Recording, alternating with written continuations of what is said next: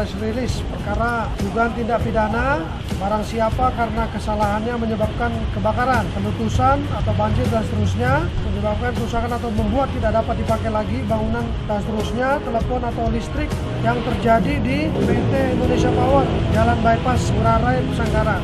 Kronologis kejadian, tersangka atas nama inisial DKS bermain layang-layang pada hari Minggu tanggal 19 Juli 2020 bersama anak angkatnya menerbangkan layang-layang jenis bebean di lokasi tanah kosong dekat rumahnya di Jalan Pelabuhan Benoa.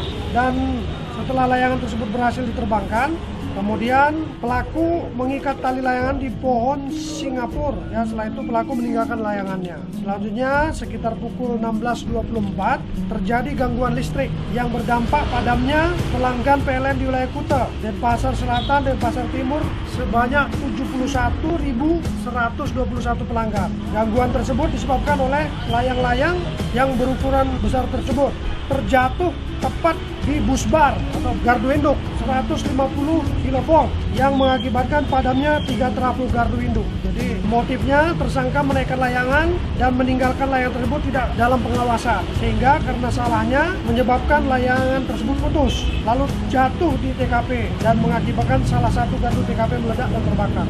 Kemudian pasal yang kita kenakan terhadap tersangka ini yaitu pasal 188 KUHP, sub pasal 409 KUHP. Ancaman hukumannya selama-lamanya 5 tahun pidana kurungan.